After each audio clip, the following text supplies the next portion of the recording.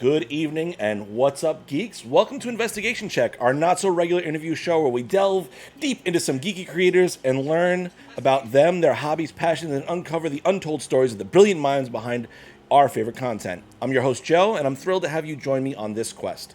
Each episode, we embark on a captivating journey, meeting and interviewing creative powerhouses who bring our favorite geek universes to life, from game developers to cosplayers, authors to YouTubers. Investigation Check is your gateway to the hidden depths of their imagination. We believe that the geek space is more than just a collection of fandoms. It's a vibrant community that fuels our passions and inspires us to explore uncharted territories. With Investigation Check, we aim to celebrate the stories behind the creators and gain insights into the magic they wield. So, whether you're a dedicated fan or a budding creator, Investigation Check promises to bring you enlightening and entertaining discussions that delve deep into the hearts of the geek community.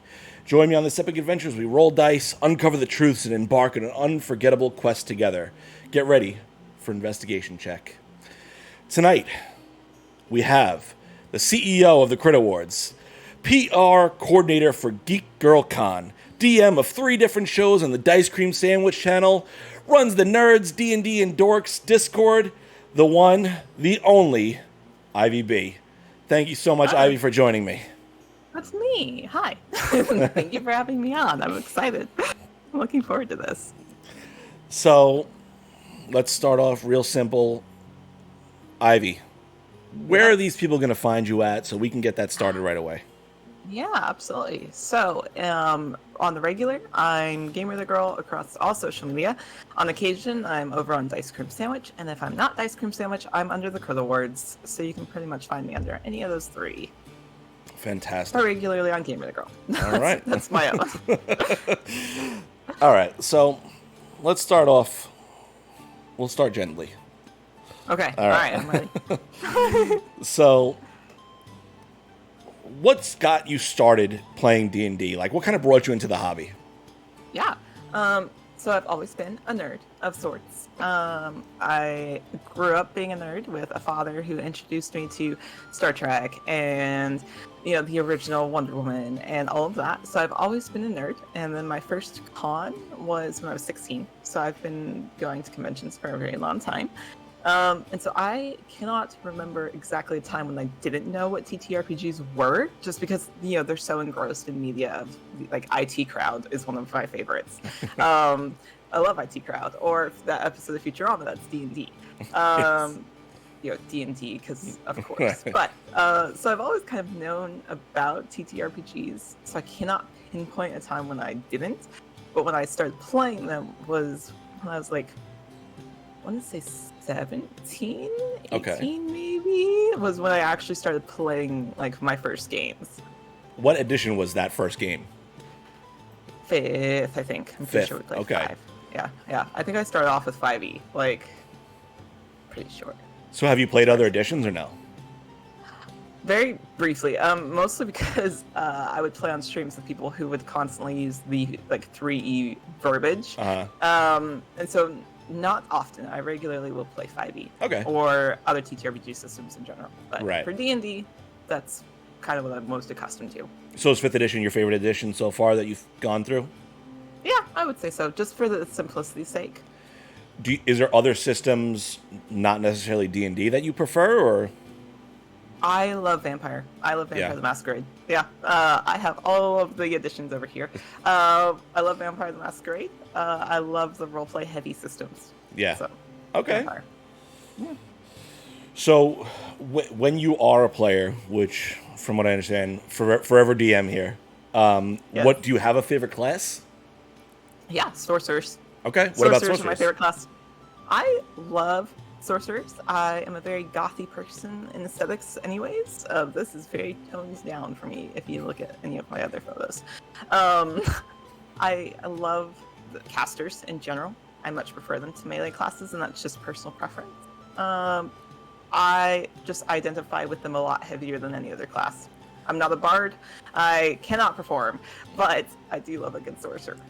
So I'm not super familiar with Vampire's class structure. Is there what's your favorite class in Vampire? In Vampire, I play a Vampire. I play the Sombra clan, which surprises nobody when I tell them that. They're very much like the regal gothic kind kind of class. I play regularly would play a failed nun where she so you gotta get that religious trauma sprinkled in there. Okay. Like she burned a church. Like that was kind of her whole deal. And so I play Los Sombras. I love vampires and World of Darkness. So that's what I play. All right. So what kind of characters do you like playing the most? So it depends on who I'm playing with, because I regularly will always fall into the kind of protective, gothy archetypes, just because naturally that's where I go. But I recently played a paladin who was an oath of self-sacrifice. That was really hard for me to break out of character to play other characters because she was so easy to fall into. Okay. And she was the opposite of me, where she's very rage-filled and very angry all the time. But and she was a subclass created by the lovely comedian and D&D player Ben Brainerd. And so we did a stream where she was an oath of self-sacrifice, and that one was a lot harder for me to break out of, because when you're in that mindset of getting very angry and rage-filled, hard to switch to a lighthearted, fluffy character. So, I think it just depends on the type of character I'm creating. I really like protective characters that also, on occasion, like to just go off and do their own thing within the confines of the group. So when you, what's like your process on creating a character? Do you come up with like your backstory and then fit something to it, or? I've done both, where I will create a character and then as I'm playing it, develop a backstory around that character. For the most part, I'll create a concept and a backstory at the same time. Okay. Like I created a character based off of one of Hosier's songs, "Somebody New," where you fall in love every day with somebody new. Okay. They're a sailor bard who is a changeling, that they would go from port to port and fall in love with Right. every person. But then I'm playing a home game where I had zero backstory. I was just like, I'm going to play a Twilight Domain cleric. Let's figure that out. That's cool. And then as I played her, I've developed her, and she's a scholar, and she loves books and things like that. And she's slowly developed into that point. Okay. So it just kind of. So. Like my oath of self-sacrifice, I worked very hard on that backstory before I even had a character. Like, she was fleshed out, ready to go. I know every detail about this person. I do. Ask me anything. I have it all. Like, I had a spreadsheet. Like, we were ready to go. What's her third cousin's name? Jeffrey. It's always fucking Jeffrey. He's everyone's third cousin. Truly it's Jeffrey. So do you would you consider yourself like a stat optimizer, or do you worry more about like the storytelling? I focus more on the storytelling. Okay. I am not an optimizer or anything like that. I did a Are You Smarter Than a DM with Offbeat Outlaw as they were putting together their game show. I won. On a technicality of everybody else bet all of their points. But Offie is very much known as a power builder and an optimizer. Uh-huh. I cannot hold a candle to them. Well, some of the questions were about power building, and I looked at them and said, I'm not guessing. I abstain from this question. I know nothing. And I think that just comes from being a DM most of the time and preferring to be there. It's not something I'm proficient in. Yeah. Your flaws are always the best part to roleplay. Exactly. I love a good heavy roleplay performance. Yeah. Yeah. So how would you rank like combat, roleplay, mystery, exploration? Ooh, roleplay is definitely top for me. Okay. In general, I love good roleplay. I feel like I love a good mystery tied into that roleplay.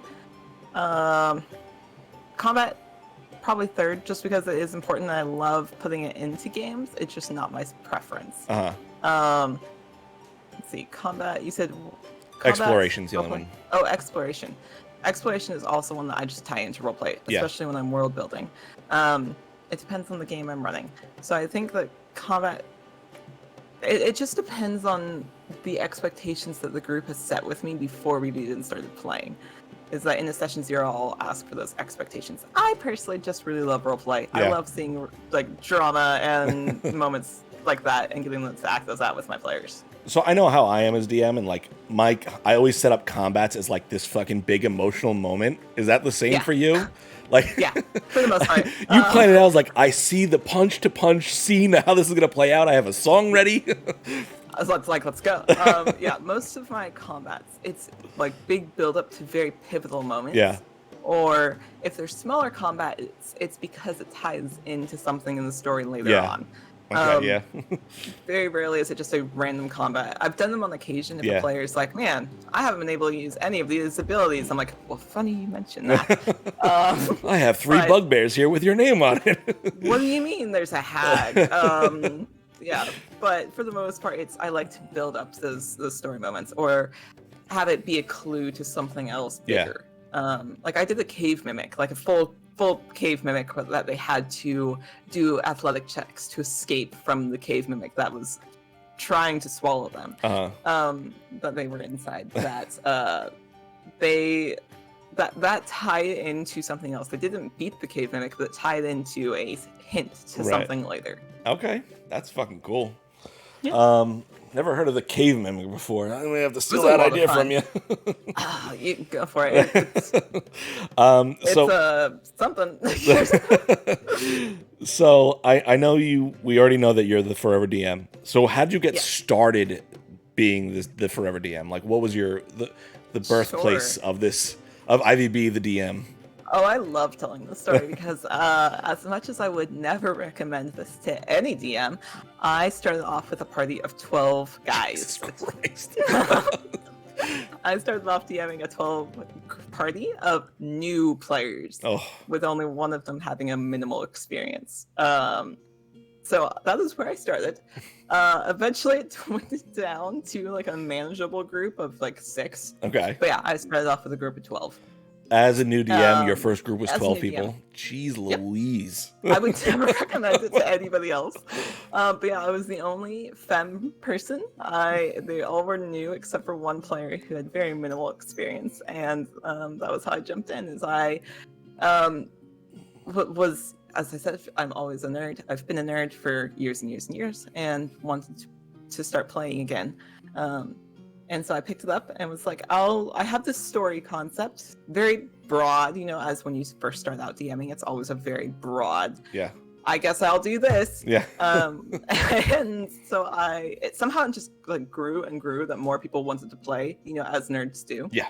And it was a home game. And so I set it up and we played a session with 12 people. And yeah. Every time you say 12, like inside him, he's like, it sounds horrible. What I was really impressed with is that they actually did so well. Yeah. Because I had set the hard boundaries of like to try not to talk over each other, etc. We did like individual meetings because none of them knew how to make a character sheet. Right. Of course not.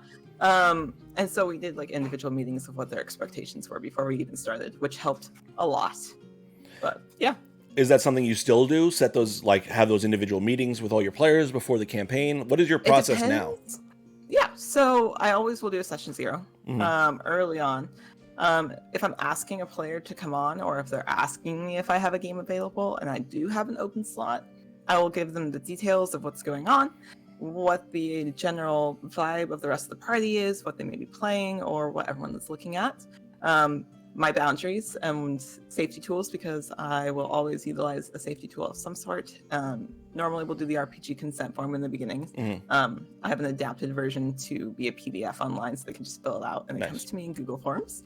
And so the general expectations is always going to be safety tools, what the party looks like, and or what their idea for a character is if it's a new game. And then a general session 0, unless they need further details, and then we do a one-on-one, which I'm always open to. That, and I make it very clear that my DMs are always open, or if they need to send me a message during game, if anything changes or we need to stop, I'm always welcome to that. Awesome. So, yeah. So, do you have advice for new DMs? Because you got now that you got a couple years under the belt. Yeah. And you don't start off with 12 players. Rule number 1. Amounts of people. It's always my rule number 1. Smaller amounts of people. it's okay to set boundaries for yourself of what you are comfortable with and what you're not. Um, Utilize your safety tools because they are there for a reason. They're not there to hinder you. They're there to help you. And if you're one of the people that says, "Well, I'm playing with a group of friends, so why do I need this?" You may know your friends, but you may not know all of their traumas or triggers, and those are always subject to change. So make sure you're utilizing the safety tools that work best for your table. Not every tool is going to work to your specific game, and that's okay. And my favorite is communicate with your party and each other. Communication is the most important and yet underutilized tool that we have. I don't know how many times I've seen on a subreddit of, "Oh, I'm having X problem with X DM or this X player." Yeah. And everyone in the comments is just, "Have you talked to them?" Well, no. You got to have the awkward conversations. Yeah. So communicate with your fellow players and or your DM if you need to. It's okay. Have the awkward conversations. Yeah. Have you had awkward conversations? I have had awkward conversations, and they're never easy. No. They're nerve-wracking and they're anxiety-inducing, especially for somebody that has anxiety. It's stressful, but I would rather have the awkward conversations and do that than have it keep festering or become a problem later, especially during a streamed game. Imagine that at a table very publicly for everyone to see. We've all seen it. There's plenty of channels that have gone through that. We've seen it. Truly. Have the awkward conversations because in the long run, it'll be much better for everyone involved, including your audience. Even if it's an offline game and you're like, "Oh, I have no interest in streaming." That's fine. Communication is still important in every aspect of life. It's better to start at the table than have to deal with really awkward situations later. Yeah, I agree with you 100%. So how are you going to do better if nobody tells you? Right.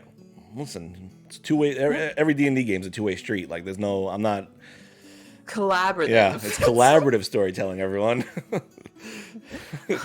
So, as a DM, do you prefer like theater of the mind, maps, physical items? Like, what kind of DM are you? I love theater of the mind, but I don't mind using maps, and I don't mind creating them, especially for certain players that are not able to visualize things. There's a scientific term for those people who are just incapable of doing so, and I don't remember the term at the moment. But I've had players at my table who cannot visualize it, no matter how detailed the description. Right. So I prefer using theater of the mind because it's easy, and I love getting to describe those grand scenes. Maps are always helpful. That way, even if measuring distance, like guessing, it's like, "Oh yes, I think I'm 15 feet from this. I think I can cast this." So while I love a good theater of the mind, I don't ever discount using maps and or physical things. Do you have a mini horde like me or no? Of minis and things like that? Let me show you my favorite one. So this is my second favorite because my favorite one is currently broken. Because I received it at Gen Con. Okay. So we, during Gen Con, did a Mega D&D game that I organized. We did 6 DMs and 36 players. Yeah, so each of us took and the actual story was created by the Forged Realm, which is Randy, who is on TikTok, and he's wonderful. He creates minis. Where we did Anubis, where Anubis was rising, and it was each of the DMs got to create a hallway.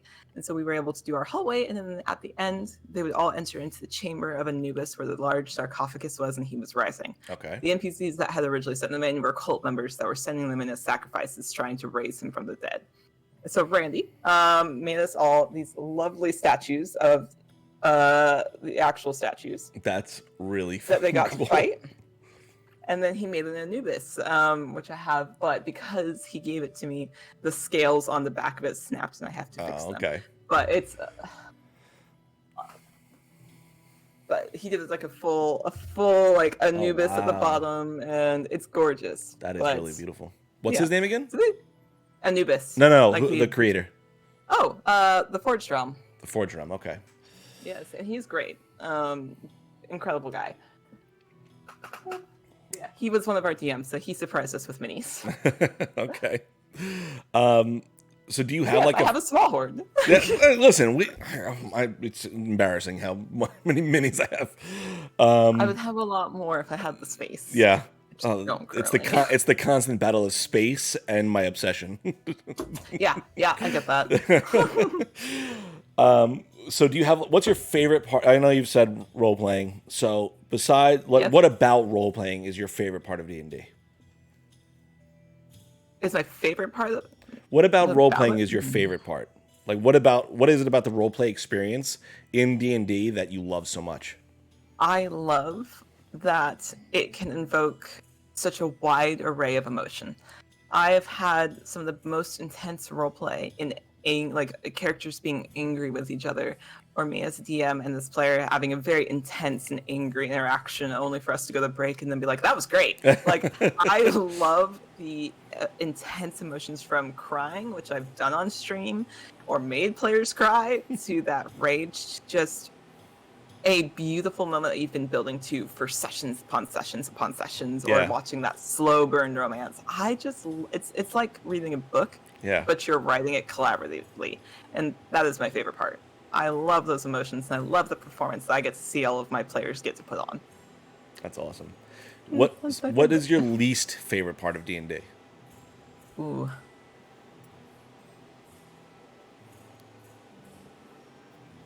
Good question. Problem players are always a disappointing thing, but that just comes with the territory, I Yeah. think. So I don't know if that necessarily could be my least favorite, but I think it's those people who have not yet learned how to play collaboratively, how it's a main character syndrome, Yeah. or it's what my character would do. Um, those types of people who make the hobby less fun to be around, and or people don't want to be a part of the hobby because that's how they see a lot of our people. Uh-huh. It kind of makes the rest of us look bad, or deters people from joining if it's intimidating to join. Especially for any woman in gaming, it's a little intimidating when you see a bunch of guys that maybe one or two of them has said, "Oh, you're playing too fluffy of a character." Uh-huh. So I think those types of players, people who aren't more welcoming to the space, I think is kind of the worst player. Okay. Yeah. Do you have advice for people coming in that to deal with that sort of thing? Set boundaries. And no D&D is better than bad D&D. That is my advice. Find a group, whether on Discord, which is an awesome tool, find Facebook groups, find looking for game groups on Reddit, find people that you vibe with, and it's okay if you have to try multiple tables if they're not quite the right fit. Yeah. There is a space for you. It just might take a little bit to find, but don't stop looking. Yeah. Even if you end up DMing yourself. Just fucking make the space. Do it. There's plenty of room at the table. Yeah. So, okay. What is your craziest D&D story? We were talking a little bit about this earlier, and I think that might be it.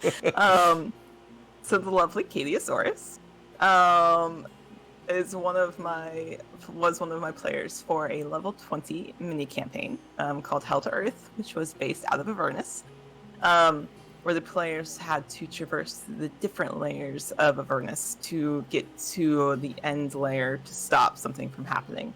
And Catiosaurus was playing a Furbolg druid, who was very cute and sweet and kind of himbo-ish, and you would never expect anything bad from them.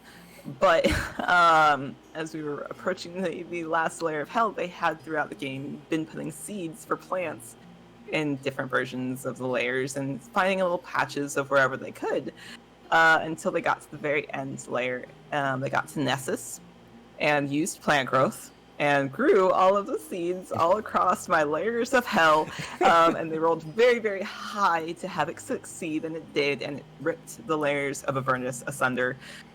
It tore them apart.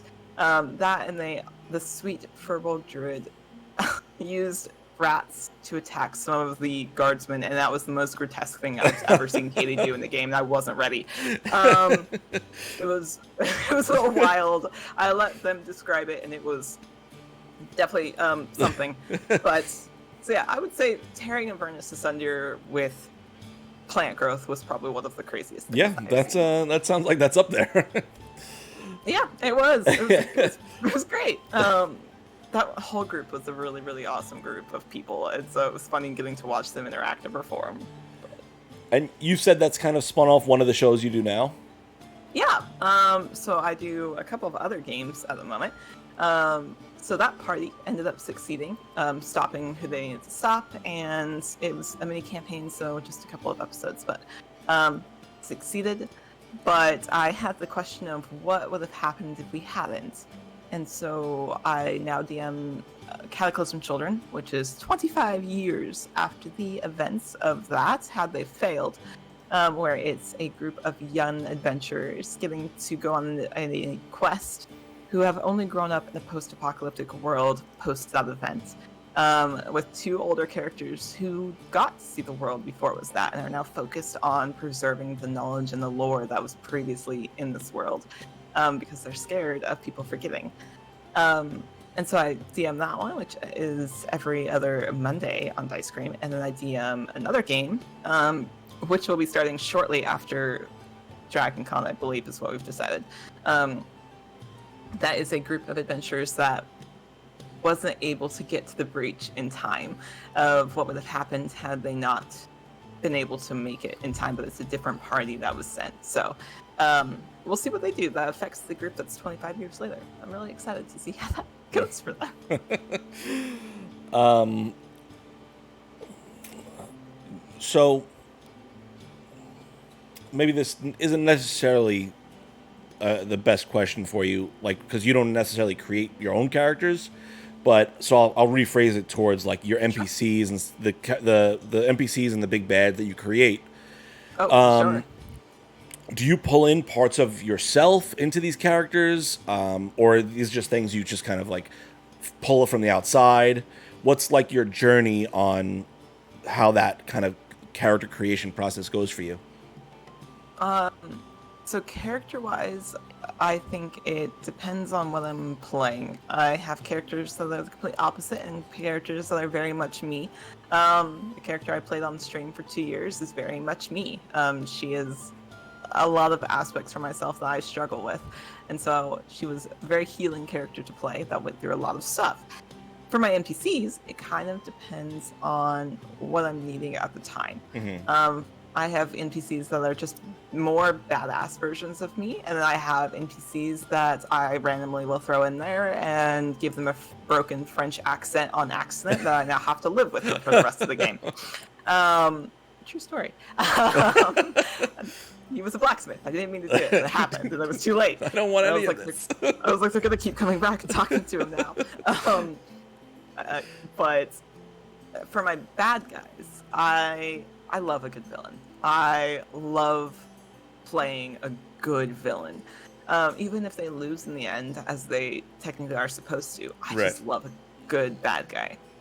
Because they make it fun to try to thwart them or interact with them.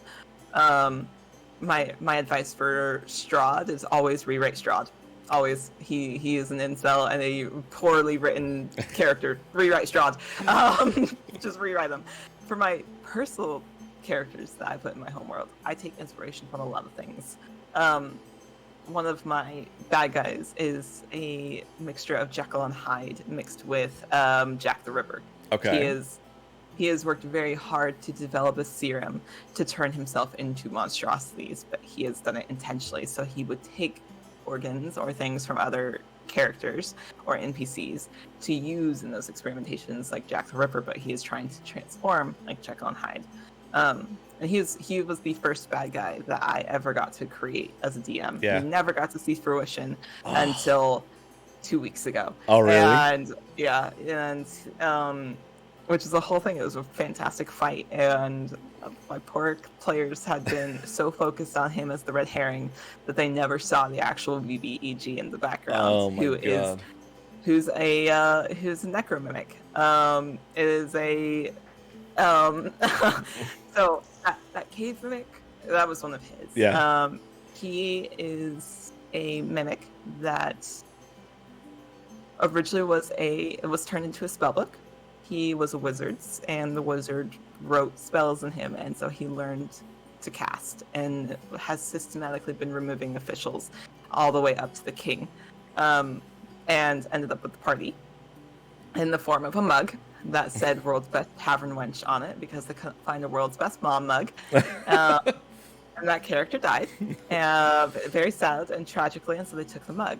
Well, they took the mug to the capital city where he needed to go and dropped off the mug at her memorial, and it sped up my game so fast that I had to cut the game down to 12 sessions because they had hastened the BDEG's plans so far. So now they're fighting it. But they had no idea until they went to the throne room what was going on, until they walked in and he turned into a version of their old NPC that they had loved so dearly and said, "Oh, you called this one Mom, right?" And so I look at the wide variety of things. Mm-hmm. Literature is also something I just pull from. I love a good story. I love a good book. So if it's an interesting idea, like Jekyll and Hyde, I'll find ways I can incorporate them. Okay. So, like, what is your... You said books, so I'm going to ask about books. Like, what's your biggest inspiration novel? Like, where do you... Ooh, my favorite book series is by James A. Owen, and it's the Chronicles of the Imagigorium Geographica, but it's shortened to Here There Be Dragons. Okay. And he is a huge nerd where he writes about time machines and writes about how dragons have turned themselves into these flying wooden ships because they're hiding themselves but still want to be useful. So things like that. Like, it's been a huge source of inspiration where on my maps, because Here There Be Dragons was used as a phrase of, we don't know what's here. There could be dragons. Mm-hmm. And so it's been a huge thing of something I will look at for... Because he has in the second book something that very much resembles like this barren wasteland Shadowfell feel to it. And so it's good to... There's 6 of them. And so it's great to read for source of fantasy inspiration. That's awesome. Yeah. All right. So I want to dive in a little bit more on how in the hell did you come to run the CritAwards? Yes. What inspired you to focus on that in this community? Like, what brought about this desire to host a fucking award show? I just had a lot of time. No, I didn't. But, so as we all are aware, things happened in January, which is when that conversation came up of hosting. It wasn't even hosting an award show. It was the want to have something that recognized so many of our various niches in the space. We have dice makers and overlay makers and producers and DMs and players who don't get the recognition that they may deserve. Producers in tech, especially. How often do we get to see somebody recognized for the things that they've done on a TTRPG stream when they're in the background producing the whole thing? Unless we're thanking them on a social media, not often. People I've noticed have started to get better about that, which is awesome. But it became a conversation of, I really would wish there was something that recognized all of these different niches. And I've been going, I know a lot of people. I could probably put something on. I have the experience. I'll have the event management experience because I was helping Quincy's Tavern put on the Convergence. And so I was like, I have events management experience and all of the administrative skills to do this, as well as a large network of people that may be wanting to be involved. Sure, I can do that. And so I hyper-focused. And in 2 weeks, I had the first poll out, the first forms, all of the socials were done, the email, everything like that. Like, everything was already completed to the point that I could get it up to. And so we did a poll first of what additional categories people would like to see outside of, like, GMs and players and things like that. And then from there, I took those answers from the community and went, okay, here are some additional ones. And we ended up with 44 different categories. Yep. So we did 44 categories, and we opened nominations of write-in nominations of if there's people that you feel really fit these categories, we want to know. And then from those categories, took them with our looked at our criteria, and then with those nominations and our criteria, looked at who our finalists would be. Finalists were announced, forms were put out of you can vote for these people, and we had 4,681 votes for our finalists. Um, Starting off small. Yep, for an inaugural event, that was a massive number. Where I was looking, I was like, oh, we'll have like 1,000 like people, whatever. And I was watching it slowly grow. And when we got to like 2,000, I was like, oh, it probably won't be too much more than this. And we got to 3,000. I was like, well, maybe it'll like top out at like 350, or like 3,500. And then it got to 4,000. I was like, this is a lot of votes that I'm gonna have to look at. And then by the time I closed it, it was 4,681, and I was like, that is a ridiculous amount of number. But also, I was so happy to see it because it was all peer driven. All of our voting in the end of who won was all community. Yeah. We didn't have any say in that. It was just that. It was just the community and their say, and so they picked the winners entirely. So that is kind of where it came from. Is that things happened, and I said these people deserve recognition, and I can help at least get the community there. I think it's so awesome that you found this niche that was not being filled and put on such an like just the things I've seen, you put on such an amazing production in such a short amount of time that now afterwards the recognition you're getting is just amazing to see. Like, it really is so cool, and it's so awesome to see someone find this niche and just hammer it away and knock it out of the park the first try. I will say we had errors, like every event does in the beginning. There was definitely things, and there was definitely stressful days. I wish I could say that it was just like the smoothest of events, Right. but and like the actual event itself was. Build up to that is never that. But I'm very pleased with what was put on, and my staff did a really incredible job stepping up to the helping. So you guys did great, and I'm really excited to see what you guys are able to become. I am really excited. I'm already working on the next year, even though I don't have to. Plenty of time. It's just like a thing of like, I need to do something with my hands. I guess I'll just work on forms. What do I do with my hands? It took me 27 hours to get through the initial spreadsheets of how many people like nominated people. Yeah. And so like each of those 44 categories has a spreadsheet of its own, like of us counting all those votes. Oh, God. So, yeah. So I was like, may as well start now, I guess. I hope it's getting streamlined for next year. We're working on it. We're trying to figure out how, but it's when you have open call and open nomination where it's write-ins, it's a little more difficult because you have to look. Yeah. But I have a good team. We'll figure it out.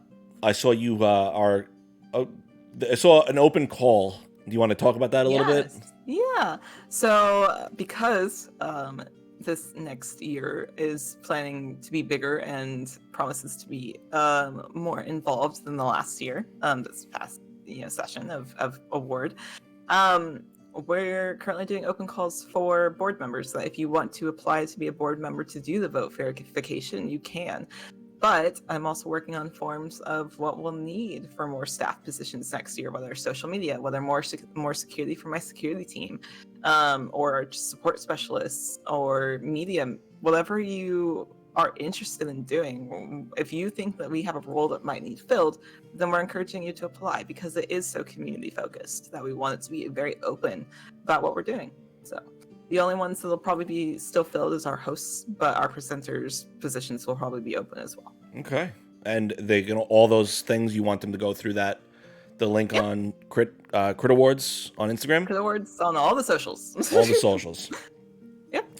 All right. And if you have questions or feedback on a role that maybe we don't have that you can fill, you can just email me. I promise I look. It's easy, I promise.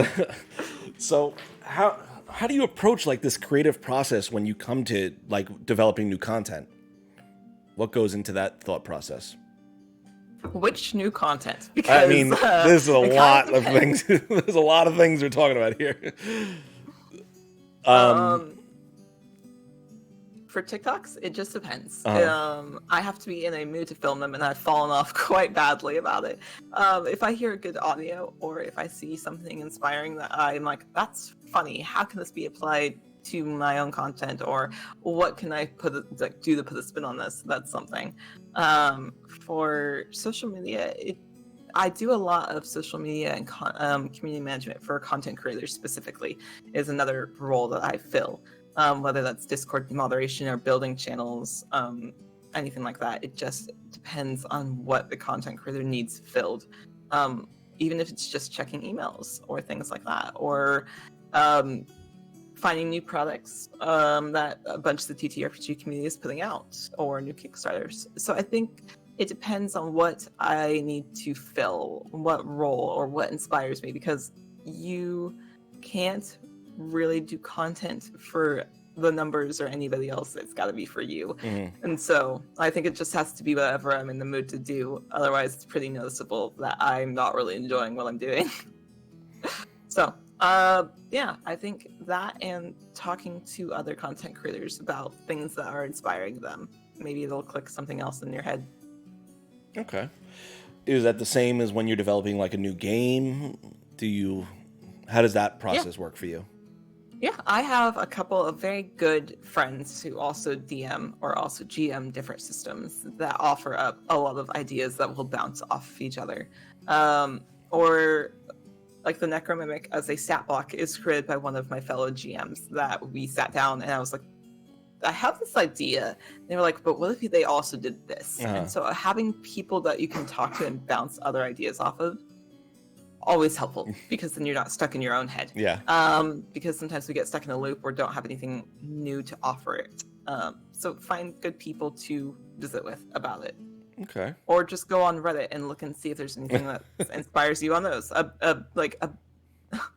Griffin Saddlebags has a great subreddit as well as all of their homebrew content. That's great. Yeah. Like some of that can be very inspiring. Or Abyssal Brews, who has like the Stitch in Time that maybe you want to really shake up something with your players, and so here's another new item. Okay. It's okay to use things from other DMs too. Yeah. Steal everything. Steal everything. Regret nothing. Exactly. It's okay. We all do it, whether we own up to it or not.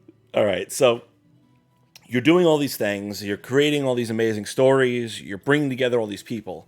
How does this how has this affected your life? Like, I'm sure this has to take a strain on like your mental health. How do you kind of process those things, make all these things work? Sure. So, I have had anxiety and depression since I was 12. These are things I'm very familiar with dealing with. And I think when you have mental health issues or even mental health things in general that come up, they don't even necessarily have to be issues. It all comes about in the way that you handle it. And most of the time we can kind of sense when we are feeling a little bit off, or we can feel when something is coming because we are so accustomed to doing so. For me, it comes from having to be offline for a little while, or finding only certain people who don't take my spell slots, and talking to only those people for a little while. Taking a step back or taking a break is something that you always have to do. We talk about burnout a lot in this community, but I held a mental health panel at Gen Con with some of my fellow nerds, which was a lot of fun. And something that came up that I hadn't considered is you don't have to experience burnout, which was a concept that I was like, I guess that's true. Like, you don't have to do that, but we all as a community like to push ourselves to the point of that. And so taking rest is something I've had to very much work on, as even when I got back from Gen Con, I very much jumped right back into, but I have all these things I have to do now. Yes. Until my body said, you're going to sleep for 12 hours, but you're not leaving this bed. But I think that setting boundaries for yourself and knowing that just because you're not working on something right now doesn't deter your worth has been a hard thing to learn. And I think that's a general thing of it's hard when we're not working on projects where we think that we should be. I think setting those limits is a hard one for me, but one I'm learning. I was gonna ask that. How do you know, like, as now a CEO of this pretty major event, how do you know that line to toe where you have to get stuff done, but you also are trying to not destroy yourself? Asking for help is hard. Asking for help is a really difficult thing to do, but I have started to learn that it's okay if you can't do something right this minute. Your email is still going to be there the next day if you just don't have the energy to answer emails. You're not going to miss those opportunities because you need a break for a moment. Yeah. I do a lot of things. I do a lot of running. And I know I struggle to ask for help because of why ask for help? And I can just do it while I'm right here. But then I get tired and I get burned out.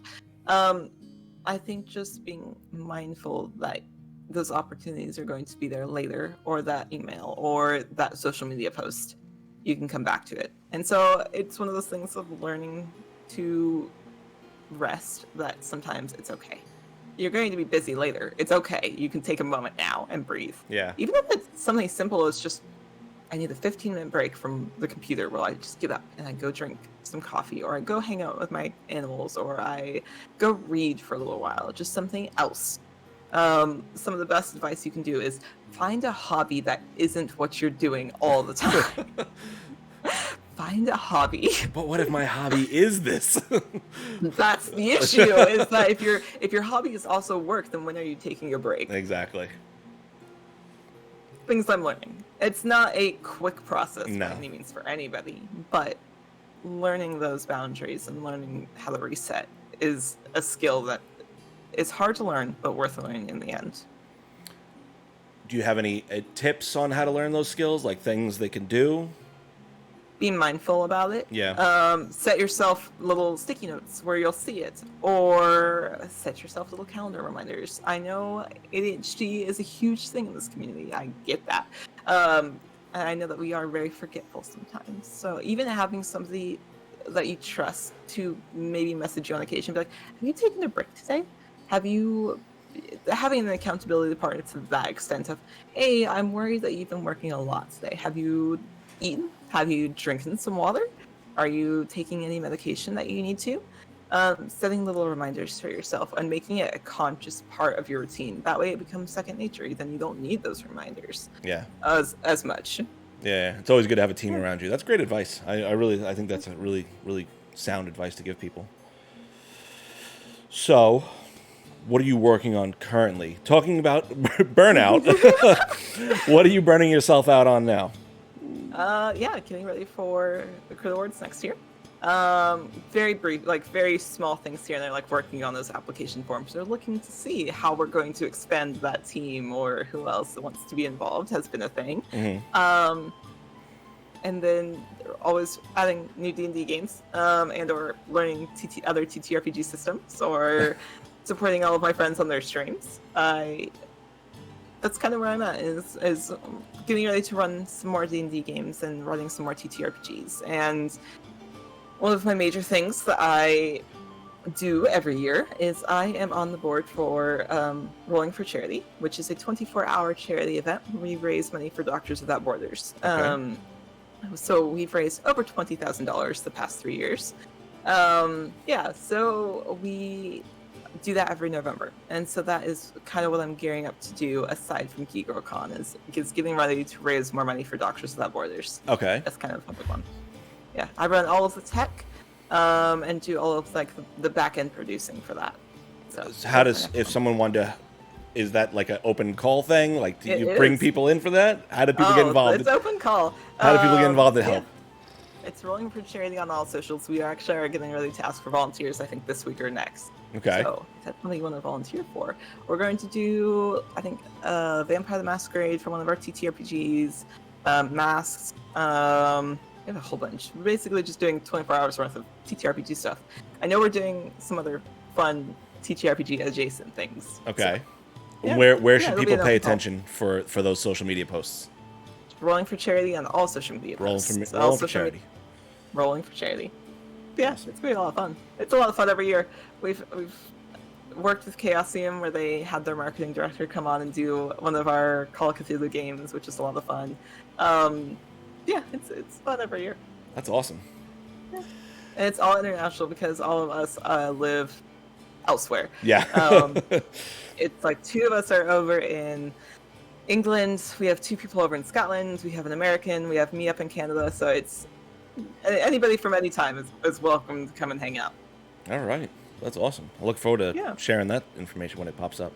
Yeah. Let's see here. Uh, what?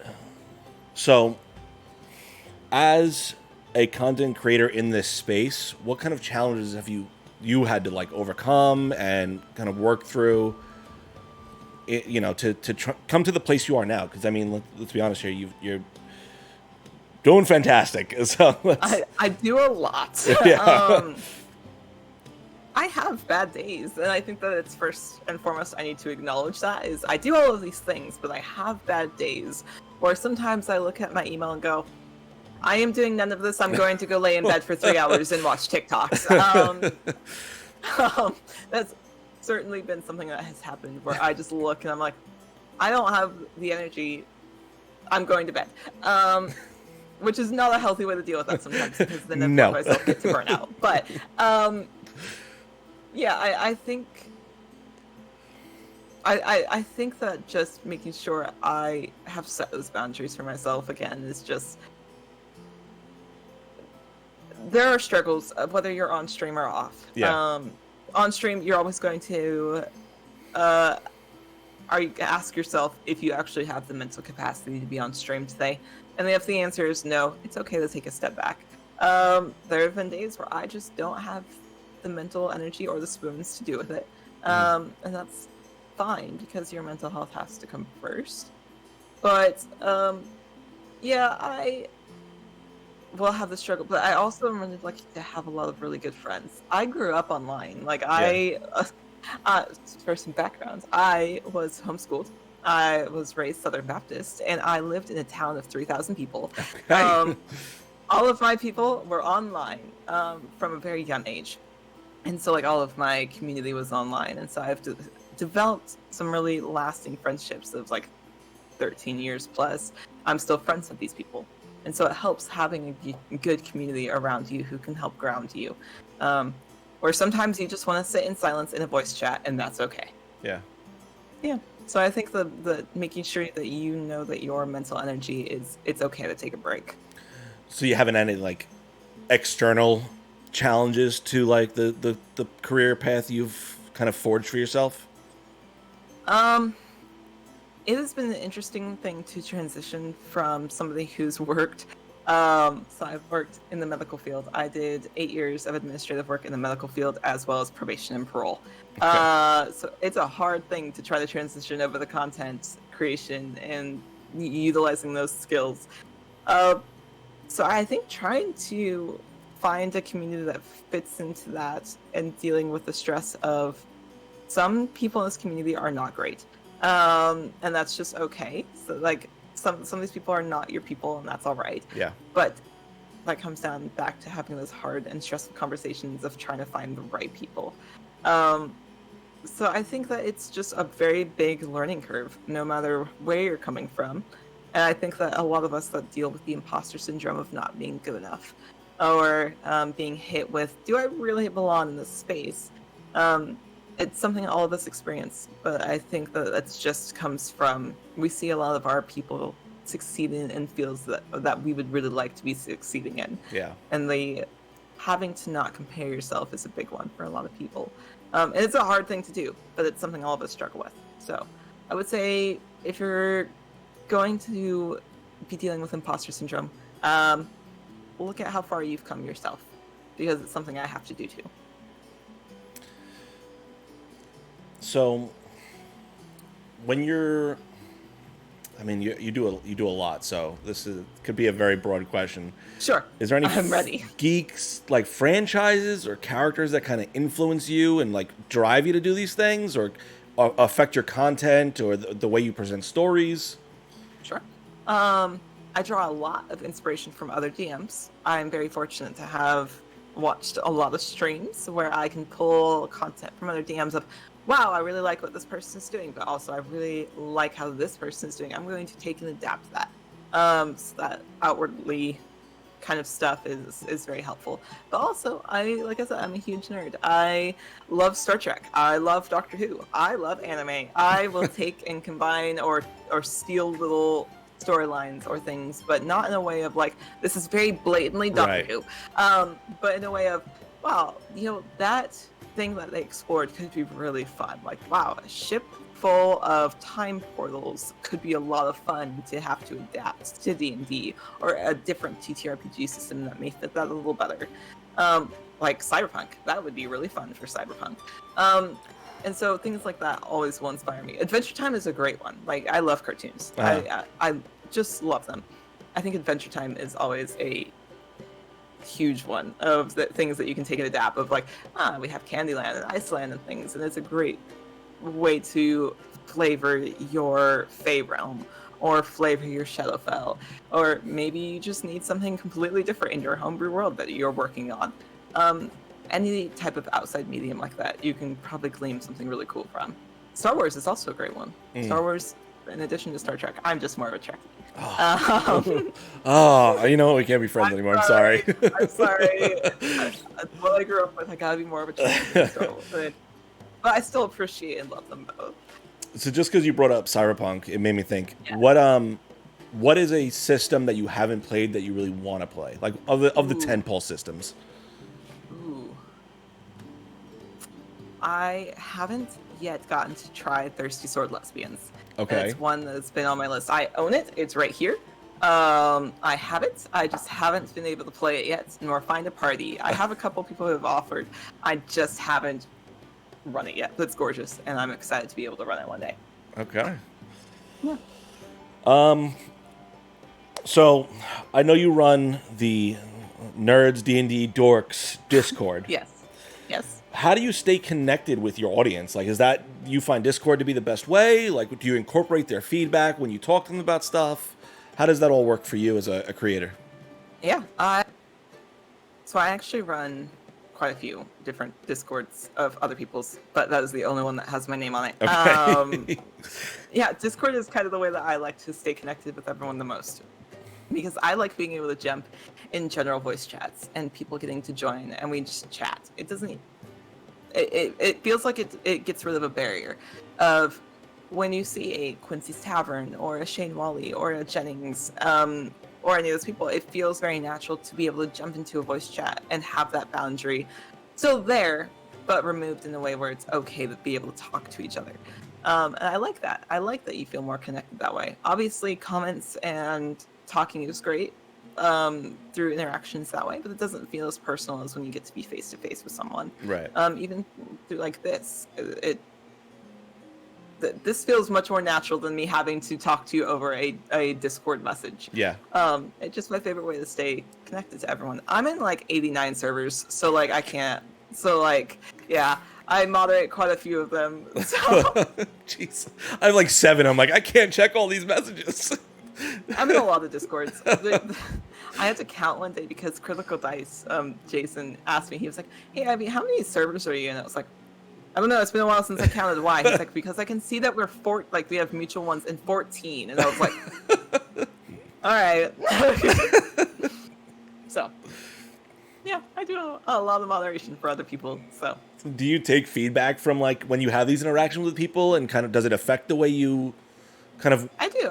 I am not perfect, and so sometimes I slip up on interactions, or maybe I miss some of these pronouns. And while I always try to be conscious of those, or to take the feedback and stride and try to correct it, it's something that I very much appreciate. I love a constructive criticism, not to be negative, but just a constructive criticism, because, like I said, you can't get better without it. I would much rather somebody come to me and be like, "Hey, this interaction felt weird," than awkwardly be like, wow, Ivy's really mean, or like, Ivy, like, I don't know about this person. Like, yeah, I would much rather have those awkward conversations. Do you let those conversations affect your storytelling or the way you like run your business, or is it very much more the way you regulate yourself? I think it depends on where the feedback is coming from.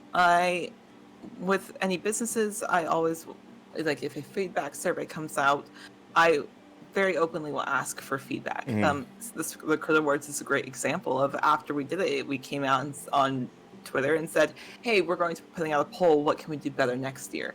What categories would you like to see changed? Was there one that really stood out that you would really like to see differently? And people will tell you, like, you just have to be open to hearing it. Yeah. Of, hey, I really think that this could be changed for next year. I was like, that is a great idea. We'll take it and add it to the list.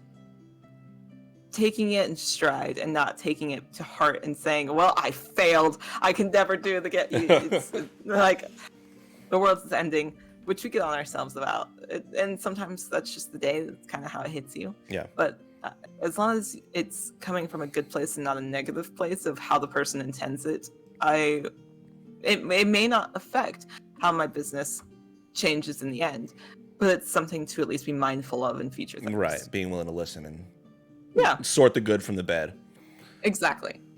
Do you with your storytelling, do you get influence from your audience, or kind of you have your story and I normally will have a story. My players obviously are always welcome to give me feedback of things they would like to see, but that comes in that initial conversation and during check-ins of, hey, we've played like 4 games. How's everyone feeling? Are there things I'm missing? I just had one the other day where it was somebody messaged me and I was like, do you feel like this character is working for this game? I was like, yes. Do you not? Because if there's things I can add to make you feel like you are being more useful, let me know.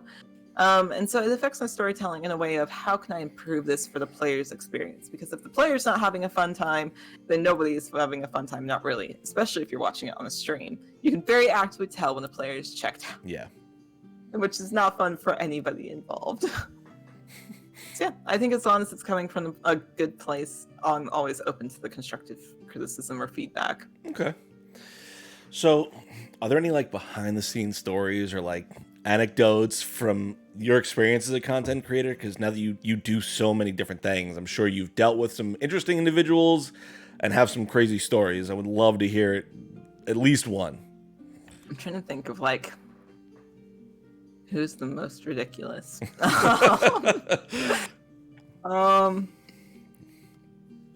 I got to have Christian Navarro on Hell to Earth, who is Frida on Critical Role. He's a wonderful person. I love this man so much. He did call me on his way back from an audition in the car.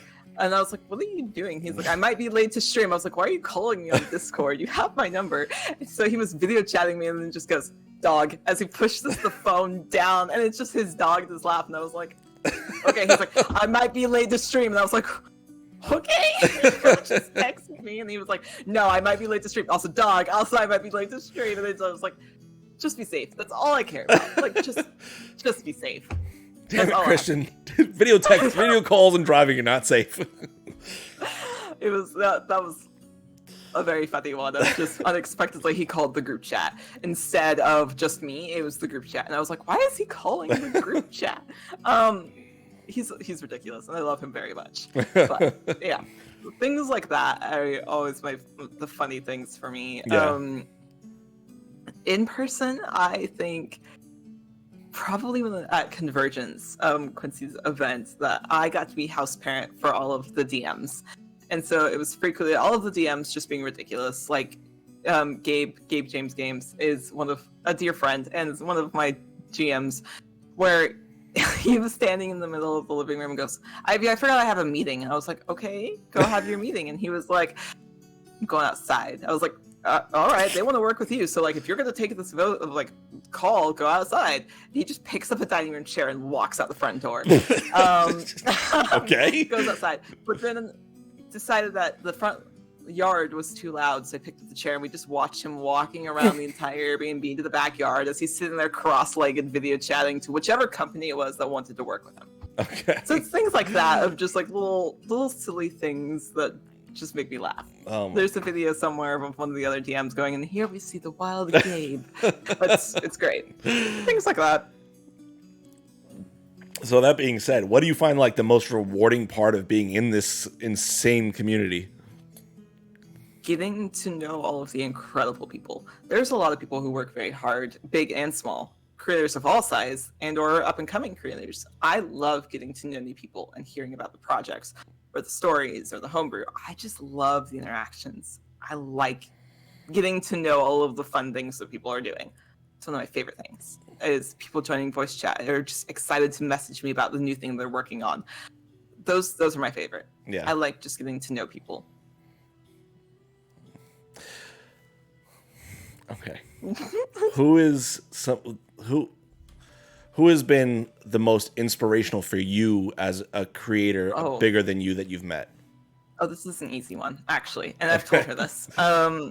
So Markia McCarty, who is the community manager for Hunters Entertainment, has been on Dropout, has done so much. She's just an incredible woman. She is the biggest inspiration for me. I look up to her and revere her with such a respect. And I told her that at Gen Con, I didn't think she knew how much she's one of my players. And every time I DM for her, I'm still nervous. Like, she's one of the few players where I go into that game and I'm like, I want this to be a good game because Marquis is here. Yeah. And I don't think she knew that to the extent of which I respected her. And it's just in her demeanor. It's how hard I see her work. It's how good of games she runs. She is such an incredibly talented person and very creative. And I love having her at the table. But I told her during Gen Con, I was like, I don't think you understand how much I just respect you. Like, you are such an inspiration. And she got very tearful. And it was a very nice moment that I was glad I got to tell her. But she is somebody that I just admire with so much respect. Yeah. Always. That's awesome. That's awesome that you have that like really close relationship, that you're able to like be there with your I don't want to say mentor, but like your inspiration, like, and have them and then have those one-to-one moments, and even just DMing for them. I'm sure that's got to be so rewarding. Oh, always. She's so funny and just so talented and fun to watch. Yeah. Where she played, I did an Alice in the Wonderdark game, which was basically Alice in Wonderland. It's like the Underdark inspired, and so they could bring characters from any genre, any game, any world that they wanted to, and just drop them in. And so she played a Korok from Legend of Zelda. It was just like this little Korok that turned like murderous in the end, and it was great. Like, all of the characters in that game were great. Nerd D, Matt, who's a wonderful performer, played Squirrel Force 5, which was just a mech that had 5 squirrels in it. And they all had a different voice. They all had a different job. They all were just powered by archaic magic. But yeah, it was a good game. Yeah, those who inspires me the most is normally Markia. There's a bunch of incredible people that inspire me, but she ranks as probably the top. It's number one. Yep. So what advice would you give to like aspiring creators trying to make their mark in this space? Shoot your shot. The worst that anyone can say is no. Yeah. Don't approach things in a way that is uncomfortable for anyone. Like, don't at them multiple times on Twitter trying to get their attention, because that doesn't come across very professional. But if you see an email that you're like, wow, I have this really cool project that I would like to have somebody on, shoot them an email. The worst they can say is no, or they don't respond. Yeah, that's how we're here, baby. Yeah, just like keep working on it. It's the thing of you are putting in time and effort, and that'll be recognized by somebody. Yeah. It's you will find an audience in a niche. You just have to start working on it and continue working on it, because it doesn't come easy to everyone. And sometimes, very rarely, does it come easy to those people who it has. So put yourself out there. The worst they can say is no, and work hard at it. Somebody will see you. Okay. Make those good connections. Find a good group. Yeah. Yeah, that's definitely making those connections is definitely the number one thing I feel like is. It's really hard to like the initial connection is always super hard, but once you find someone that has these connections, it kind of like they spider out from there. Cons. Yeah. Like, go up to a booth of the con and just be like, I would love to talk to your marketing person, or I would love to talk to your community relations person. We would really love to do these things, and this is why. But have a plan going in of an idea of what you would like to do. Because if you go in there with a purpose, it comes across and translates very well. Of, wow, this person showed up, they have a purpose, they know what they would like from us. Let's figure out what we can do from there. Even if you just get an email. Yeah. Do you have advice for like where someone should start in that process? Like have like 100 followers or blah, blah, blah, or like have a business card, or having a business card is always good. Put a QR code on there. Like mine have my QR code and like a picture of me on the front, and then information on the back. And it's just a good way of, cool, I met this person, and that gives me facial recognition. So I think that that's always a good idea. I don't think the numbers always matter. Some companies will look at it, other companies really won't care. You really don't know which one they are Right. until you go up and try talking to them. But yeah, business card always a great way to start. Just making sure your content or your social media looks professional and doesn't have things on there that may deter them. Uh-huh. Like things like that. Just being mindful. If you're going to look at making this more of a career path, you want to showcase yourself, but in a professional way, or at least in a fun way that you think translates well for whatever company you're going to go and talk to. What would you consider like red flags that someone could have on their social media? Ooh, that's a good question. There's obviously the obvious ones of if you're going to be racist or homophobic or any of that, like the very, very obvious ones. Things like that are kind of a red flag of maybe we don't want to work with that person. Lack of showcasing what you're trying to convey. Like if you're a TTRPG stream or a podcast, have some clips on there or have some screenshots or things like that. But if they go on your profile and they can only find like pictures of dice or things like that and you're not a dice maker, that might be a little confusing. So just make sure that you're having things on there that translate very well to what you're wanting to talk to them about. I think that's great advice, because some people you don't even realize, like, oh, if I just make a post, it's good enough. Like I'm getting out It'll there. be fine. Yeah, exactly. And some of those can be great. Some of those hit very well. Right. But if you're wanting to showcase a little more about what you do, have that. Media kits are great too. If you have a media kit that does have like your information or about you and things like that, that's always a good thing to quickly glance at. That way people know who you are. Perfect. So as a creator, how do you go about your portrayal of like diverse characters and representation in your content? So I am a bisexual woman, but that only goes so far in my representation. I'm not a person of color, nor am I in any of those communities. Have the awkward conversations of asking. The best you can do to convey, if you're wanting to put a person of color or a disabled person, ask. Some of the best things you can do is there are sensitivity readers or consultants for a reason. And they are becoming very accessible in the TTRPG space, which is great because then in future TTRPGs or role-playing systems we'll have that readily available. But it was a conversation I had to have of someone sent me an NPC in their backstory that was a man of color. And I was like, I am a femme, white, bisexual woman who probably doesn't know how to do that and makes it look like not a joke. You don't want it to be a stereotype or a joke or a jab at a certain group of any sort. And so I went and I asked a friend of mine and I said, hey, I have this NPC. How do I go about portraying this without it being a problem? And he said, they're human. Just don't make it a joke. It's when you describe them, this is how they should be described. Even asking Nerd D when he was on Hell to Earth, his mother was a woman of color. I was like, hey, how would you describe your mother? What are the attributes that you think that just should be highlighted when she is introduced, if she's introduced? And it was, oh, warm chestnut skin, these are the color of her eyes, this is her hair. They're people. It is not supposed to be a joke. Right. So make sure you're not portraying it as such. And don't go for the stereotypes. Just, my best advice is ask somebody who would know best. Yeah. If there's a way that it should be portrayed but you're not sure how, just ask. People should not be wary of your DMing or your GMing because of how you've portrayed characters. Yeah. So just make sure you're asking. Okay. Or if you're uncomfortable with something of how you've portrayed something, apologize and negate that how you have to and deal with that situation. We are a learning people. We learn as we go. But, and we all make mistakes. So if you've made a mistake that maybe did some of those things, try to rectify it, apologize, and be better.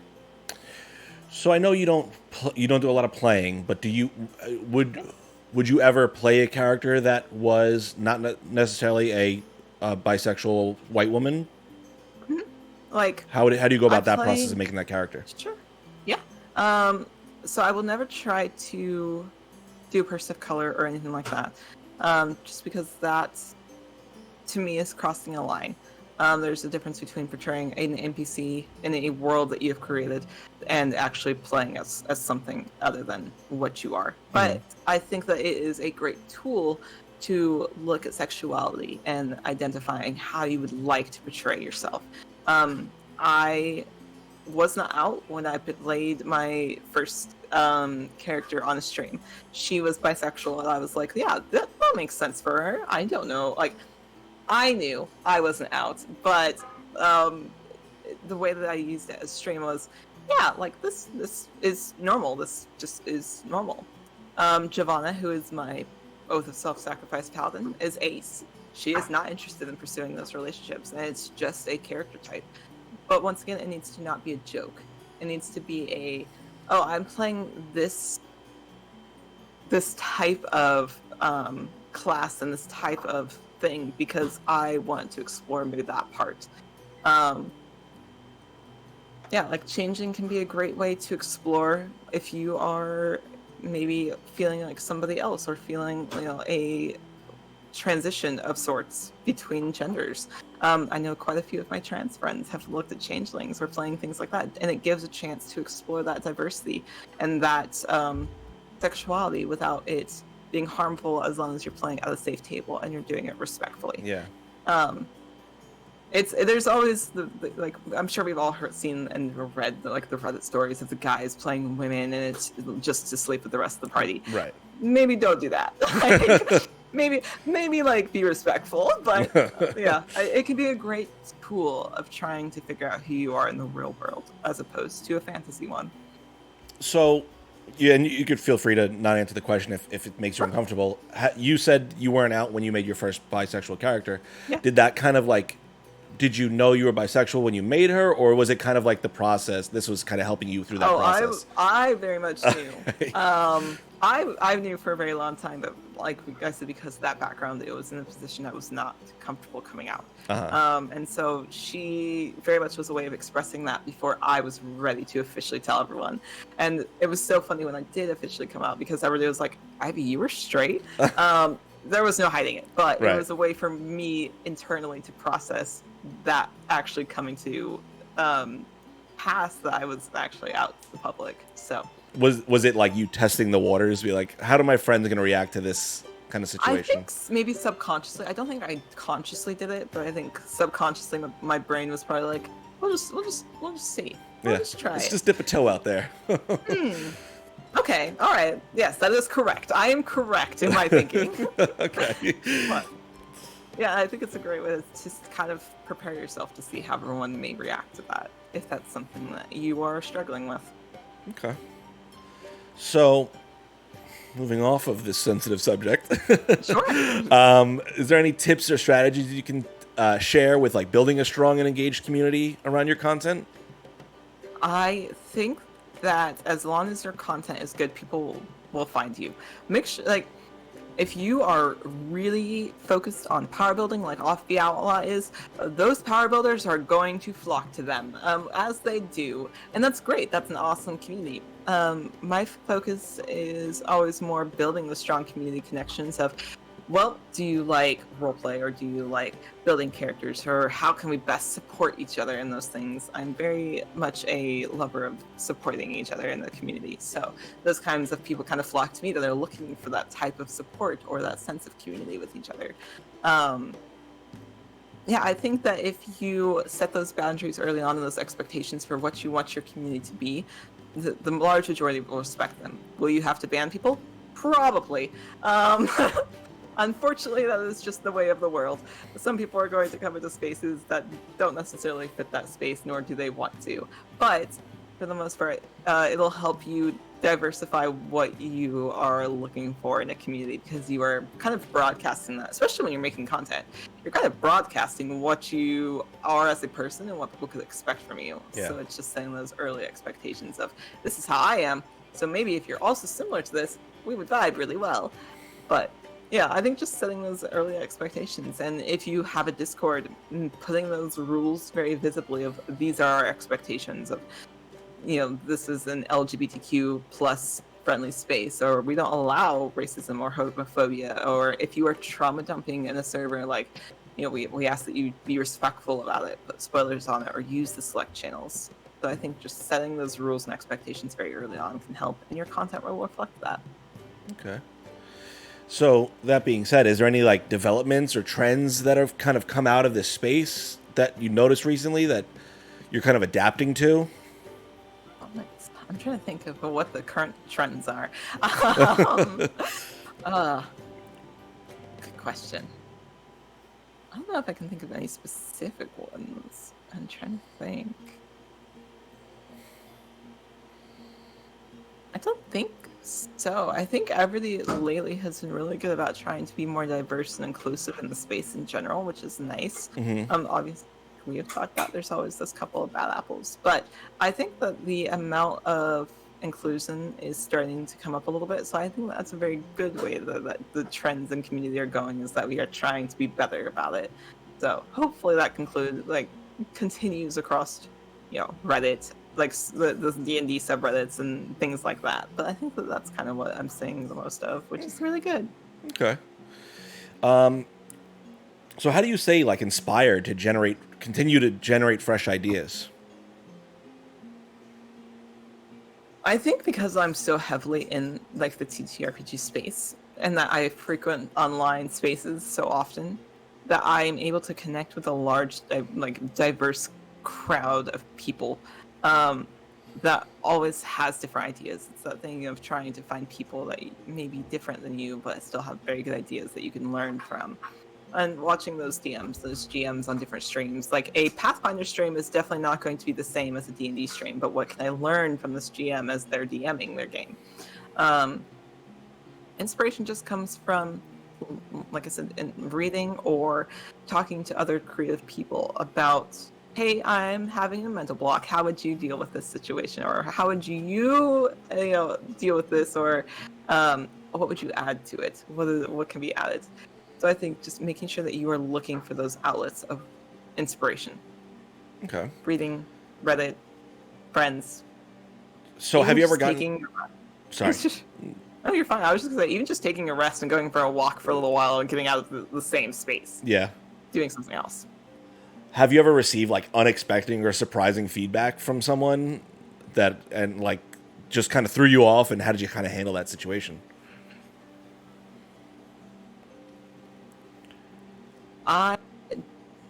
Feedback, no, but I'm sure I have. Let me rephrase this. Not that comes immediately to the forefront of my brain, but situation, yes. So I will answer it in the form of the situation that I had to deal with instead of feedback, to give an example. So when you are on stream or off stream, and somebody is attempting to romance your character, or you're in a romantic relationship with another PC, which is a player character, it can be a very touchy thing if you haven't talked about certain boundaries or consent. And so that was something I experienced during a stream, is that somebody crossed a very hard line of consent with my character, which was not great.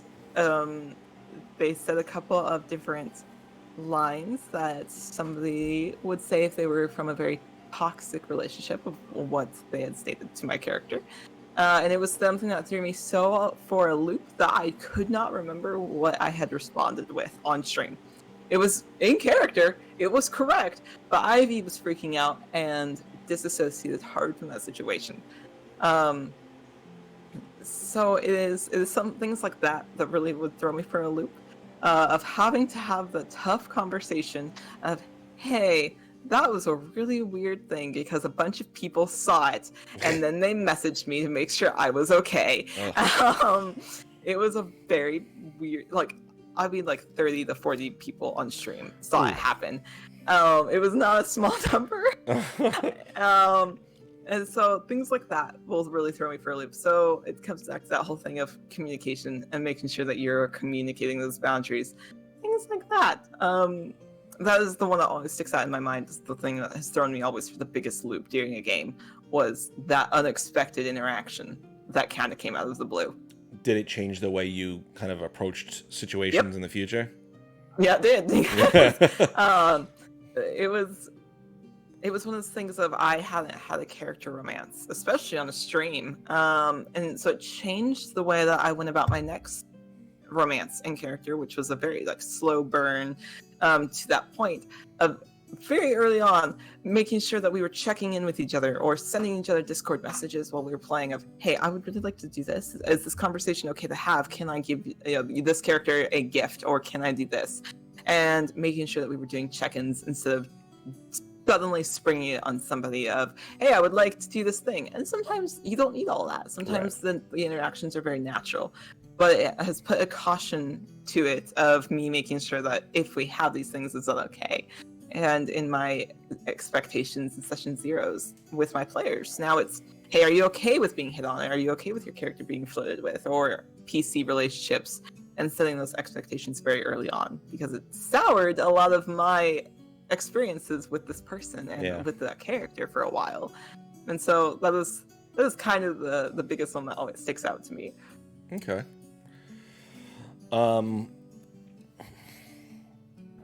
Do you still play with this person? I did. Okay. I did. Which was, it was a very rough conversation, and we didn't interact outside of the table for a very long time after that. Because that's a hard thing to come back from, is when you are very publicly put on the spot in character. It was a conversation that happened where we went to break shortly after this experience, and a conversation was had, and it was not great, because the conversation was, I love this person now. We have worked through all of our things. Okay. It took a while. It took a very long time of healing, but it was one of those things of, hey, so that was weird, right? And he was like, oh, it was more of he felt sorry for himself in the situation and the awkwardness that he had caused rather than the actual situation itself. Which is not an okay way to handle any situation when you've hurt somebody very visibly in public on stream. So it took a lot of fixing, and it took a lot of correcting for them to be okay at the table with me again, of not interacting outside the table. Interesting. Yeah. I don't know if I don't think I've had an instance like that, so I don't. That's like it's on stream, so I can only imagine how like that would. It took me by surprise, to say the very least. On stream, I handled it very well of responding character. Then we went to break, and then I was like, cool, I don't know what just happened, because I can't remember what I said to you. Oh boy. But it's one of those things of why I say that consent and communication is so important, because then you can avoid those types of mistakes with people. And if you can't avoid them, at least do them a little less than what the extreme that was. Right. Yeah. And this was a friend, which is why it was so surprising. Which is why people are like, "Oh, I don't need safety tools. We've been friends for years." Yeah. You can be friends for years and still accidentally say or do something that hurts them. Yeah. Yeah. All right. Well, that being said, is there any like dream projects that you want to do? Dream projects. I am actually so excited for Barren Realms. I have a phenomenal cast, which has Nerd D and Omega Jones, or Critical Bard. I have my friend Connor, who is a performer at Evermore Park in Utah. And I have Markia, and they are all performers. They are all theater performers, or they do performances. And so it's a very musically talented cast that I'm very excited about. That's kind of my big one. And of course, I am very excited for Geek Girl Con, because that is coming up in October. But yeah, and Rolling for Charity. But my next game I'm really excited about, because it's starting up the soonest. Okay. So as we're getting ready to kind of wrap up here, what is like the turning point in your career that kind of changed how you approach content creation? Yeah, I think so. I started content back during the very, very start of the global panini. Basically just doing it, as a lot of us started doing content around that time. I think so my very first stream was on Dice Cream Sandwich with Kevin, where I currently DM. the day before, I had a migraine, like a light spot, I can see nothing migraine, to the point of I was so stressed and nervous to be on stream, I almost didn't do it. Um, I almost dropped entirely, as did one of my other co-streamers. Neither of us ended up dropping, but played, and that game was the one that kept on for 2.5 years. It was supposed to be a one shot, then it went to a 3-shot, and then we said, I guess we'll just do a campaign. Just roll on through. From there, I learned a lot. I would say the turning point was when I just started deciding that I would do it myself, and that, wow, I really love being on the stream, but I think I can add more community members to this. I can do my own, or I can DM these parties on stream, and started to do it myself. And then not only doing it myself, but for myself, of these are the stories that I really would love to tell, and inviting people to be on those. And I think that was the real turning point, is when you decide to do it because you're passionate about it, and not just because I want to be on stream. I think that is where the big one comes in, is doing it for you. Okay, well, finally, what kind of impact do you hope that you kind of leave on this space as you move through your career and eventually leave and depart? What do you kind of hope to leave as your lasting message? Yeah, I hope that I am seen as somebody who put her best for the community, that I brought people together, or I introduced people. I don't necessarily need to be always involved, but I want to be looked upon fondly with the thought process of, wow, she was really lovely to meet, and I'm glad that I met her, even if it's because I met this other person. I have a lot of people in my community who call me mom, and that's me. I don't think they realize means so much, because it holds so much weight of this person. Because when you hear the term mom, it's a caregiver. It's somebody who takes care and supports you.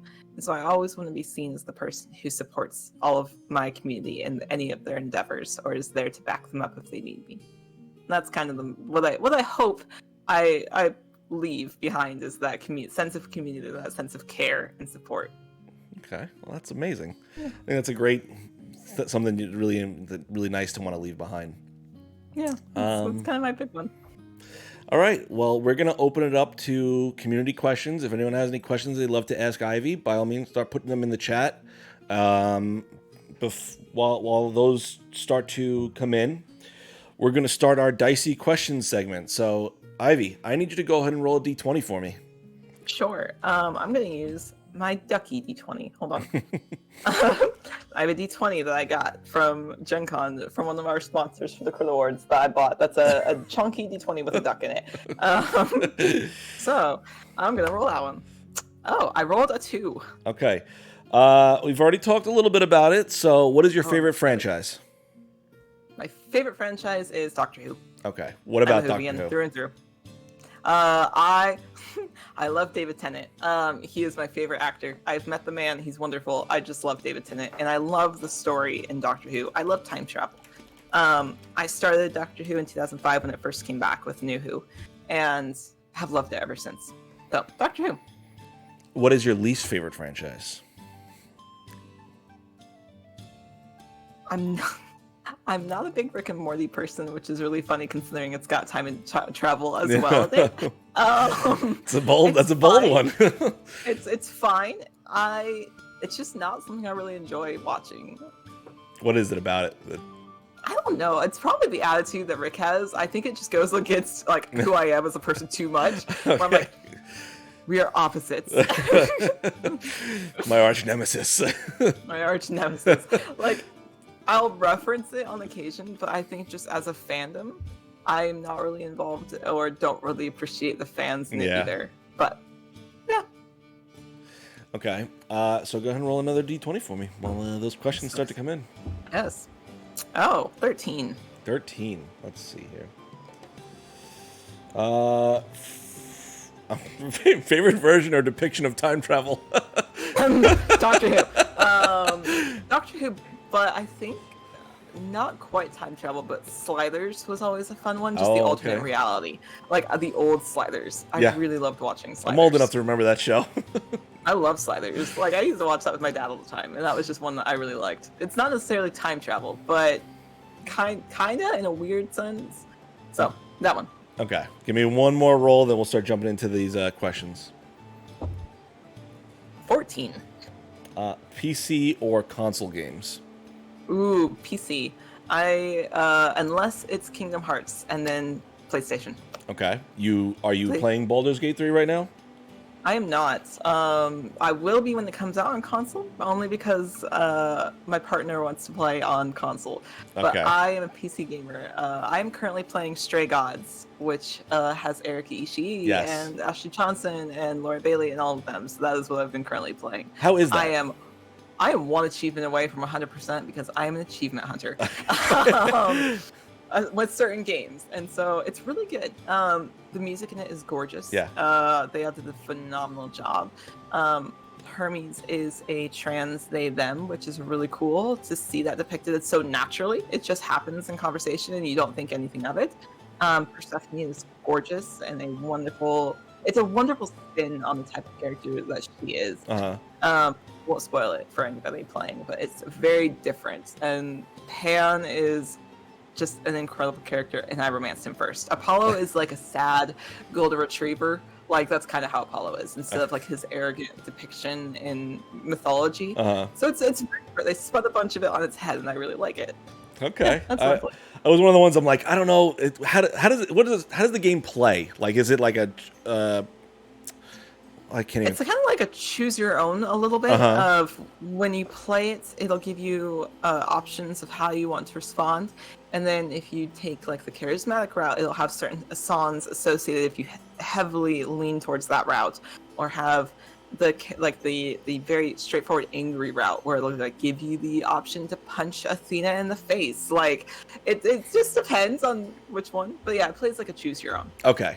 All right. It was one of the ones I'm looking at. I'm like, that looks really good. It's a lot of fun. I recommend it. Okay, let's jump into some of these questions here. Yes. Sir Pfeffers asks, mechanically, what is the best background to take in 5e? The thing is, so Sir Pfeffers is my head of security. Okay. So that's why I was like, oh, I see a bunch of my staff. That's why I was like, interesting. Best background to take in 5e. Ooh. Mechanically? Ooh, this is a good question. I normally take the scholars, but I just like to play scholarly characters. Mechanically, I feel like it might be something else, though. Like, depending on how your character plays. Yeah, I don't know if backgrounds like wherever the make or break for a character for me. Fey Touched is also a really good one. That's just a lot of fun. So I think it depends on the thematics you're going for. Yeah. Okay. And yeah, you see Mithril Warlock asking, alternatively, what's the worst? What is your favorite background? So that is my guy in the chair that did all of the award streaming on the back end. Okay. So while I was at Gen Con, that is where they were. So that's why I was like, I see my staff. Favorite background, I think I know I've taken Scholar. I know I've taken Fey Touch. I know I've taken Haunted One, and Haunted One seems to be the one that I lean towards the most. So I would say Haunted One is probably my favorite, just because I create really tragic characters with backstories. And my first, like that character that I was saying I played first on stream, that was her backstory. Is that she had the Haunted One background, and it's made me cry on stream. That was the first time I cried on a public stream like that, and so it was very emotional, but it was also very, very good storytelling. Yeah. So I like Haunted One. Okay. Generic guy asks, what do you think is the largest mistake you've made or biggest regret in starting content creation? Ooh, that's a good question. The biggest mistake I've made, I think initially it was just trying to focus on numbers, like growing your numbers or because when you're focused only on the numbers, you get lost in actually making content you enjoy.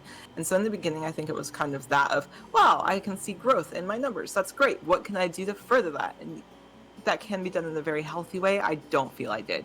Where I was too focused on trying to get a lot of content out and wasn't very healthy about doing it. So I would say that is probably one of the biggest mistakes I made, was trying too hard to grow when I didn't really need to do that. Uh-huh. Yeah. Okay. Let's say probably that. All right. There are ways to go about it, and I just wasn't very healthy about it, so probably that. Do you have any advice, like, Yeah, how to go about it? Yeah, do if you're looking to grow, great, that's awesome. You can do that very easily, or I don't want to say easily, but you can do that once you find your niche and you start making the content you will. But don't determine your worth entirely by those numbers, because it doesn't, in the long run, matter. Your content could be very, very good and it just not reflect in the numbers. So don't detract your worth from it. Do it because you're passionate about it and because you want people to see your product, not just because you want to see growth. Okay. Pfeffers wants to know your favorite race to play in D&D. Pfeffers knows my favorite race to play in D&D. He just wants to out me as very gay because it's tieflings. I have a lot of tiefling characters. Is there a reason why tieflings? I just really love playing them. I love the aesthetics of a tiefling. I like that they can have wings, but some of them don't. I like that I could adapt their lore. If I wanted to do it, that there's somebody from Avernus or are touched from Avernus, or just I like playing them. I like the aesthetics that they have, and I am one of those people who will make tieflings of all colors. And so I have a yellow one that was raised in a desert that she blends into the sands, and that's why she's yellow. Okay. Like, I like the creativity that I get to have with them. Yeah. Yeah, they definitely give you a lot more, I feel, flexibility for expressing yourself in the way they look. And that's the storytelling through that visual look. And I think that's probably why I really like them, is that I can be very creative and flavoring their colors and things. The other one I really like playing a changeling. My cleric domain is a changeling. I like that she can be very adaptable to situations or depending how she feels, but yet she chooses to look like a Shatterkai with broken skin. Like that. I just like the creativity that they give me. Yeah. Yeah, you can make a lot of good, interesting character choices just the way you look. Yeah. That's cool. Haynes Kate wants to know your favorite genre of TTRPGs to play. Ooh, I love a good high fantasy because that is where most of my time is spent. I really love cyberpunk. I love the futuristic worlds. I want to play a cyberpunk game so bad. I got to play the cyberpunk one shot, and it was one of my favorite games. I played a little techie named Pixel, and she was great. Like, it was just a new system where I was very lucky to have a very good storyteller.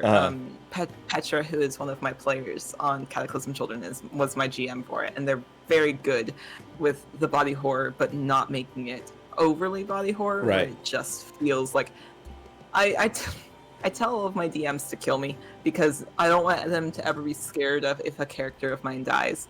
Petra took me up on it, but in a way where it was, I won't kill you, you're going to wish I had. And I liked that. It's horrifying to hear. It was. And it was something where it was worse than death for a person in Cyberpunk, where their cybernetic implants started to reject.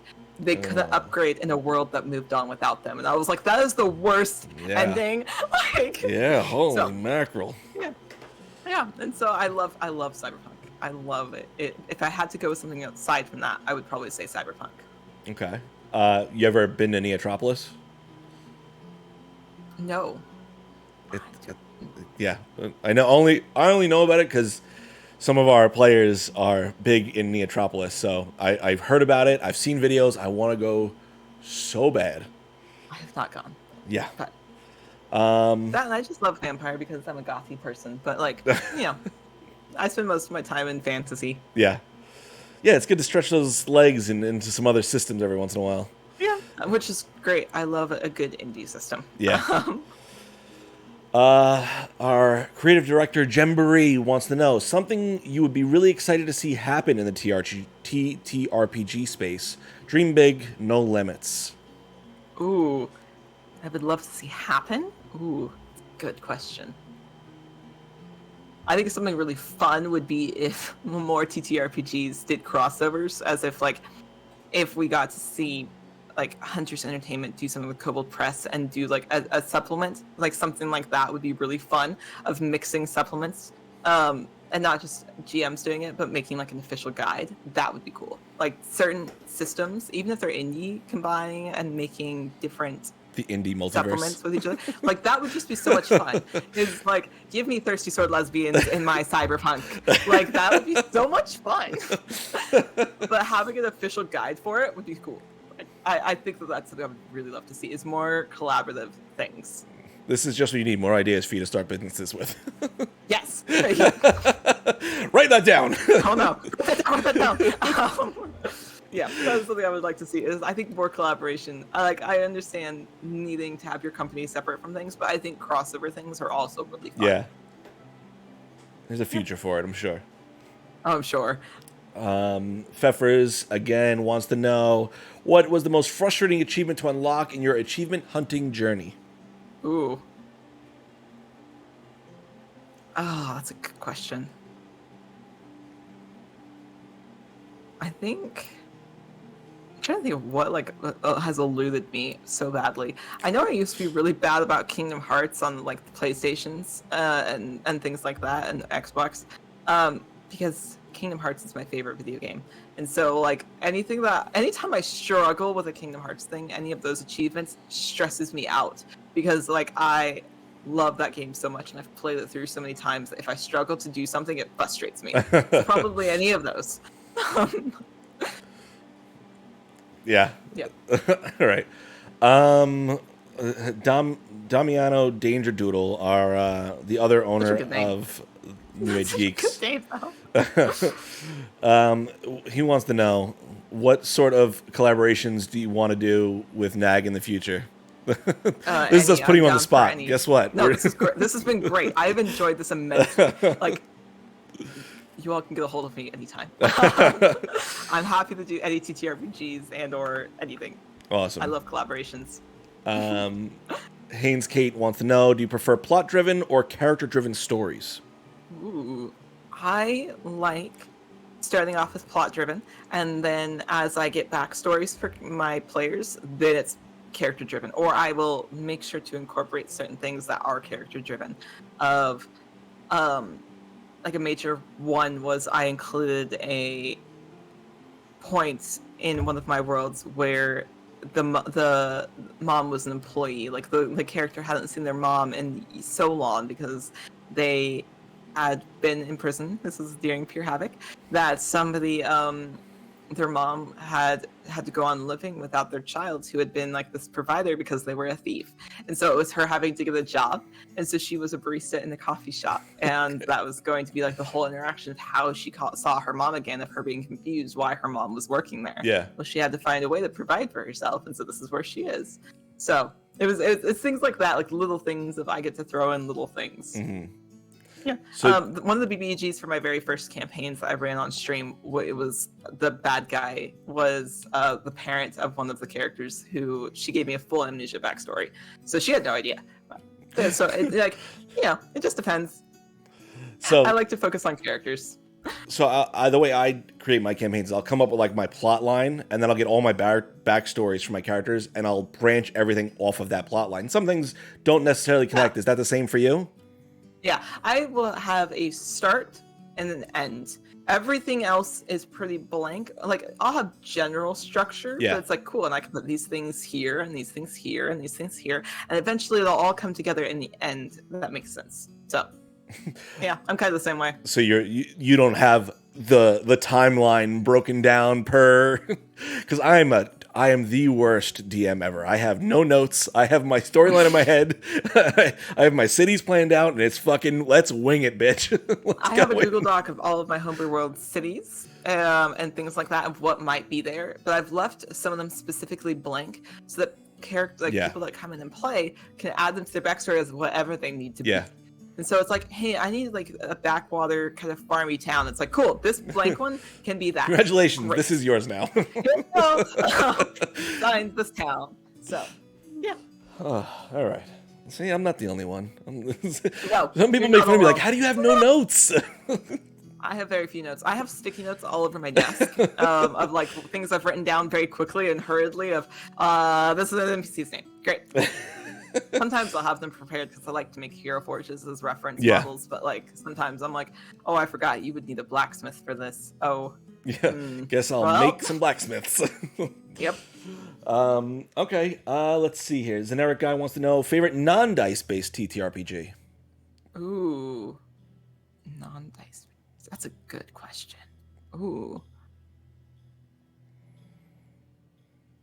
good question. I couldn't even name a single non-dice based I'm TTRPG. trying to think of if I've played any.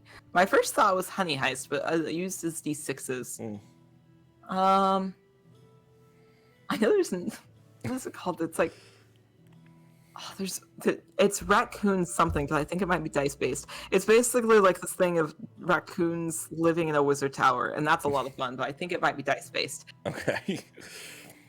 I'll have to look at it more. But All yeah, right. that one is a lot of fun. It's just like magical raccoons living in a wizard tower. It's great. Okay, all right. That sounds like chaos. I did a lot of research for the CritAwards.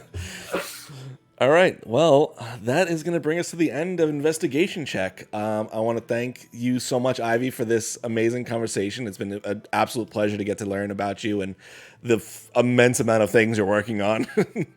I'm happy to be here. Is there anything you'd like to plug? Go ahead and plug away. This is your chance, your opportunity to shine. Yeah, like I said, I'm Gamer the Girl everywhere on socials that you can find me. I DM over on Dice Cream Sandwich every week, every other week, depending.